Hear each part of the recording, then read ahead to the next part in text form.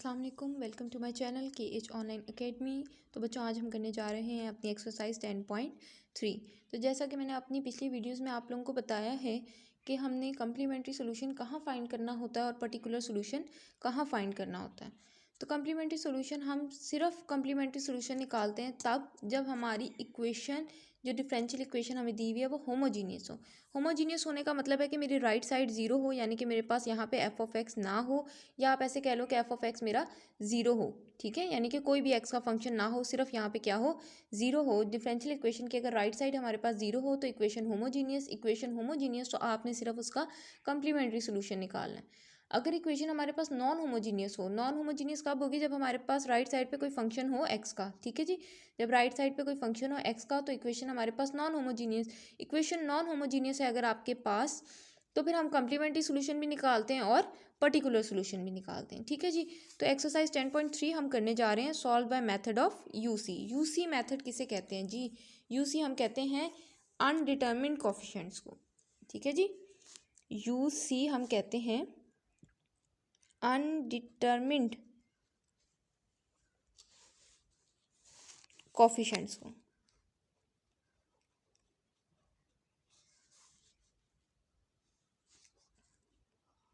तो चलें जी, हम देखते हैं ये अनडिटर्मिन्ड कोफिशिएंट्स का मेथड हमारे पास क्या है, और ऐसा मेथड आ जाए तो हमने अपना पर्टिकुलर सोल्यूशन कैसे निकालना है। कम्प्लीमेंट्री तो आपको पता है, ऑक्सिलरी इक्वेशन बनानी है, उसको ज़ीरो के इक्वल रखना है, और वहाँ से आपके पास जो वैल्यूज़ आ जाएंगी तो आपने देख लेना है रूट रिपीटेड है, नॉन रिपीटेड है या कम्प्लेक्स है, उसी फॉर्म में आपने अपना कम्प्लीमेंट्री सोल्यूशन लिख देना है।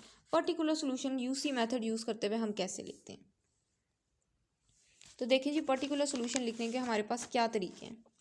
यहाँ पे मैं लिख रही हूँ पर्टिकुलर सोल्यूशन किस तरह का होगा, और यहाँ पे मैं लिख रही हूँ कि मेरा एफ ऑफ एक्स से मुराद कि मेरी राइट साइड क्या होगी। ठीक है जी, अगर मेरी राइट साइड हो एक कांस्टेंट, अगर मेरी राइट साइड पे सिर्फ एक कांस्टेंट हो, 1 हो, 2 हो, 3 हो, ठीक है, तो भी नॉन होमोजीनियस है ना। होमोजीनियस तो सिर्फ तब होगी जब मेरी राइट साइड ज़ीरो हो।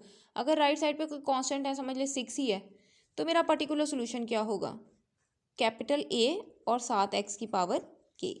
एक्स की पावर के आपके पास सबके साथ आना है, जितने भी मैं यहाँ एफ ऑफ एक्स बताऊंगी सबके साथ मेरे पास एक्स की पावर के आना है। ठीक है जी, ये कांस्टेंट था तो यहाँ पे मैंने एक कांस्टेंट ले लिया। अब आगे देखो, अगर मेरे पास राइट साइड पे हो जाए ए एक्स का स्क्वायर, ठीक है, तो आपने एक्स स्क्वायर से स्टार्ट करना है, एक्स स्क्वायर से स्टार्ट करना है और कम करते जानी है पावर, पावर कम करते जानी है।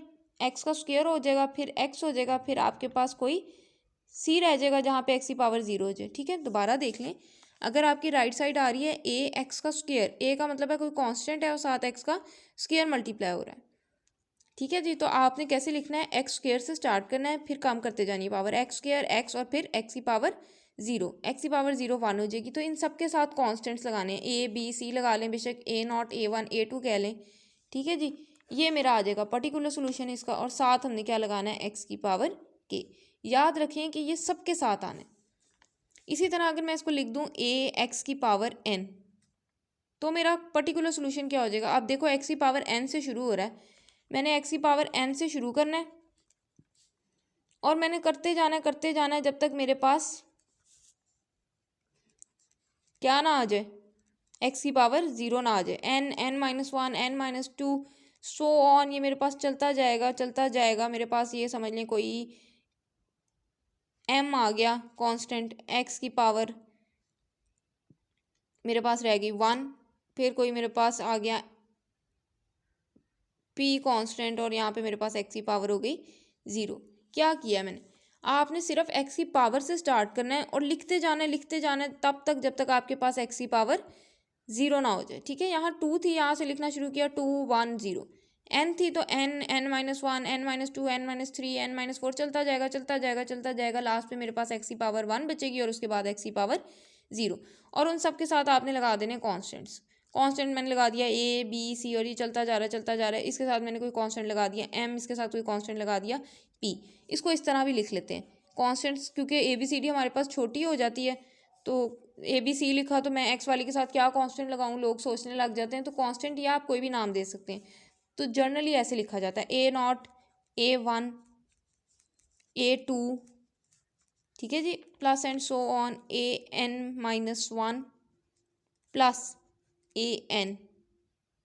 ठीक है, ये मैंने जनरल फॉर्म लिखी है।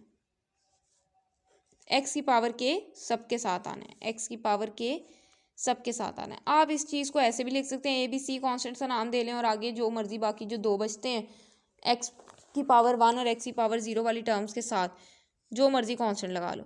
अगर नहीं आपको समझ आती जी ये एम पी कैसे लगा दिया मैंने, तो चलो जी ना लगाएं, आप एक्स की पावर एन से स्टार्ट करना है, पावर कम करते जानी है। कहाँ तक जाना है? जब तक एक्स की पावर ज़ीरो नहीं आ जाती। तो फिर अगर आपके पास एक्स की पावर एन है तो नंबर ऑफ कॉन्स्टेंट्स कितने आने हैं? N plus one. देखो यहाँ पे मेरे पास एक्स की पावर कितनी थी? टू। कांस्टेंट कितने आए? एक दो तीन। ठीक है, एक्स की पावर थी नहीं, एक्स की पावर जीरो थी, कांस्टेंट कितना आया? एक। तो एक्स की पावर एन है तो कांस्टेंट कितने आएंगे? N plus one. तो ये ज़ीरो वन टू चलता जा रहा है एन माइनस वन और एन। ठीक है, ये मैंने ज़ीरो से स्टार्ट किया है, वन से स्टार्ट होता तो एन आने थे कॉन्स्टेंट्स, लेकिन ये ज़ीरो से स्टार्ट हो रहा है तो मेरे पास टोटल कॉन्स्टेंट्स कितने आ रहे हैं? N plus one. ठीक है जी, बस एक ही चीज़ आपने याद रखनी है कि एक्स की पावर आपके पास जहाँ से स्टार्ट हो रही है आपके राइट हैंड साइड में, आपने वहाँ से पकड़ लेना है और लिखते जाना है जब तक आपके पास एक्स की पावर ज़ीरो ना हो जाए। और हर एक्स की पावर के साथ आपने एक कांस्टेंट लगाना है, हर एक्स की पावर के साथ एक कांस्टेंट लगाना है। ठीक है जी, और एक्स की पावर के सबके साथ आएगा। अब अगर मेरे पास आ जाए जी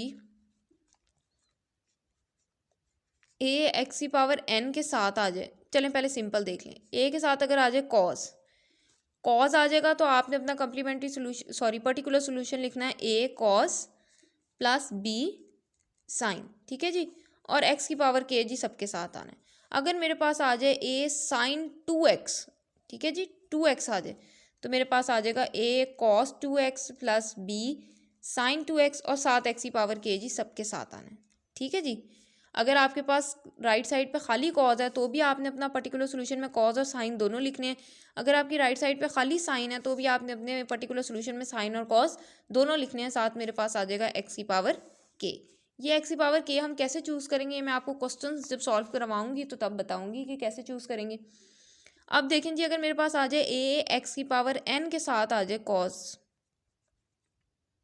कॉस बी एक्स कर लें। चलें, ए एक्स की पावर एन तो आपको पता है अब हमने कैसे लिखना है। एक्स की पावर एन से शुरू करना है, लिखते जाना है कहाँ तक? जब तक मेरे पास एक्स की पावर ज़ीरो ना आ जाए। एक्स की पावर ज़ीरो का क्या मतलब है? यहाँ क्या रह जाएगा? वन। तो ये ए वन ज़ार ए। ठीक है जी, ये मेरे पास ए ज़ीरो ए वन, ये मेरे पास ए एन माइनस वन से लेके ए एन तक। ठीक है, कॉन्स्टेंट्स को नाम दिया है A naught A one A N minus one up to A N. यह आपको पता है कि हम ए एक्स की पावर एन को ऐसे लिखते हैं। ठीक है जी, इसके साथ क्या आ जाएगा?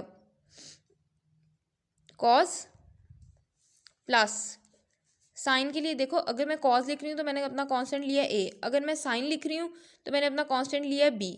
ठीक है जी, देखें इसको एक दफ़ा अच्छे से देख लें ताकि आपको क्लियर हो जाए। ये मेरे पास था ए को हम कैसे लिखते हैं? खाली एक मेरे पास कांस्टेंट आता है। ठीक है, खाली एक कांस्टेंट आता है। अब साथ अगर कॉज आ गया तो ए के साथ कॉज आ जाएगा, साइन के लिए मैं कोई दूसरा कांस्टेंट ले लूँगी। ठीक है, और आपको पता है साथ एक्स की पावर के तो आना ही आना है। फिर देखो ए मेरे पास कांस्टेंट है, कांस्टेंट का पर्टिकुलर सोल्यूशन मैंने कैसे लिखना है? ए आ जाएगा।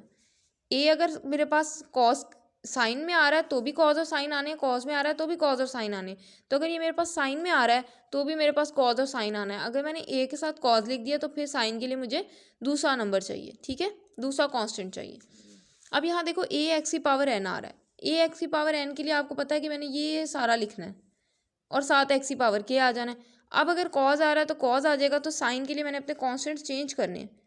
बी नॉट कर लें, बी वन कर लें, plus and so on B n minus one plus B n, और यहाँ पे आ जाएगा साइन बी एक्स। ठीक है, इस सारे के साथ आपके पास एक्स की पावर क्या आनी है? के। ठीक है, तो एक दफ़ा फिर देख लेते हैं, कोई छोटी सी एग्जांपल लेके देखते हैं। देखो बच्चों, मेरे पास अगर है ए एक्स का स्क्वायर कॉस टू एक्स, इसका मैंने अपना पर्टिकुलर सोल्यूशन कैसे बनाना है? ए एक्स का स्क्वायर है, देखो आपके पास एक्स का स्क्वायर है, मैंने बताया जब एक्स का स्क्वायर हो या एक्स की कोई भी पावर हो आपने वहाँ से पकड़ लेनी है, पावर कम कर करके लिखते जाना है। पावर टू की, पावर वन की, पावर ज़ीरो कर दी, लिख लिया। अब साथ आ रहा है कॉज, तो जब आपके पास यहाँ पे कॉज आ रहा हो तो भी आपने कॉज और साइन दोनों में लिखना है, यहाँ साइन आ रहा हो तो भी कॉज और साइन दोनों में लिखना है। तो इसका तो मैंने लिख दिया, साथ क्या आ जाएगा, एक दफ़ा कॉज, दूसरी दफ़ा क्या आ जाएगा, साइन। तो दूसरी दफ़ा आपने यही कॉन्स्टेंट्स नहीं दोबारा लिख देने, कॉन्स्टेंट चेंज कर देने। यहाँ ABC हो गया तो यहाँ कर दो DEF, ठीक है। और इस सारे के साथ मेरे पास क्या आना है, x की पावर k, इस तरह से लिखना है। होप सो कि अब आपको क्लियर हो गया होगा कि कैसे बनाना है। और अगर आपके पास जी साथ आ जाए ax की पावर n के साथ आ जाए e की पावर x, फिर क्या करना है, ax n का आपको पता है कि कैसे बनाते हैं, x की पावर n से पकड़नी है पावर और काम करते जानी है करते जानी है करते जानी है, कहाँ तक, जब तक आप वापस x की पावर 0 पे ना पहुँच जाए, ठीक है जी। साथ मेरे पास x की पावर k तो आना ही आना है, साथ मेरे पास क्या लिखा हुआ e की पावर x, तो वो भी साथ आ जाएगा, बस ऐसे, ठीक है। अगर e की पावर x मेरे पास यहाँ आ रहा है तो फिर क्या करना है, ये कॉज साइन आपको पता है, इसको अब कैसे लिखना है, साथ क्या आ जाना है, e की पावर x, ठीक है जी। अगर आपके पास आ जाए ax का स्क्वायर, या ऐसे आ जाए, चलें, a cos 2x plus sign 2x, cos 2x plus sign 2x आ जाए, simple cos 2x plus sign 2x आ जाए। फिर कैसे लिखना है इसका पर्टिकुलर सोल्यूशन, देखिए मैंने आपको बताया, अगर आपके पास कॉज आ रहा है तो भी आपने अपना आंसर जो है कॉज और साइन दोनों में लिखना है। अगर मेरे पास खाली साइन आ रहा है तो भी मैंने अपना आंसर कॉज और साइन दोनों में लिखना है। थोड़ा सा आगे कर देती हूँ ताकि आपको क्लियरली नजर आए। अगर कॉज आ रहा है तो भी पर्टिकुलर सोल्यूशन में कॉज और साइन दोनों लिखने हैं, अगर साइन आ रहा है तो भी पर्टिकुलर सोल्यूशन में कॉज और साइन दोनों लिखने हैं। और अगर दोनों आ गए तो फिर भी आपने अपने पर्टिकुलर सोल्यूशन में कॉज और साइन दोनों लिखने हैं। कॉस 2x है प्लस बी साइन 2x है, ठीक है। इसके साथ भी मेरे पास 1 है, इसके साथ भी मेरे पास 1 है, ठीक है। तो कांस्टेंट टर्म है ना, कांस्टेंट को आपको पता है कैसे लिखते हैं, कांस्टेंट को हम लिखते हैं a से, ठीक है। तो अगर a के साथ मैंने लगा दिया cos 2x तो फिर साइन भी तो आना है ना, तो अगर इस कांस्टेंट को मैंने a नाम दिया तो दूसरे कांस्टेंट को आप b नाम दे लें, साथ मेरे पास आ जाएगा x की पावर k। उम्मीद करती हूँ कि आपको ये समझ आ गया होगा कि हमने 10.3 में अपने पर्टिकुलर सॉल्यूशंस कैसे फाइंड करने हैं। तो इस वीडियो के लिए आई थिंक इतना ही काफ़ी है। तो इस टेबल को हम अपनी नेक्स्ट लेक्चर में, अपनी नेक्स्ट वीडियो में हम जो है वो अपने क्वेश्चंस पे अप्लाई करेंगे। तो तब तक के लिए आप लोग अपना ख्याल रखें। अगर मेरी वीडियो अच्छी लगी हो तो उसको लाइक कर दें और सब्सक्राइब कर दें ताकि नई आने वाली वीडियोज़ आप तक बआसानी पहुँच सकें। अल्लाह हाफिज़।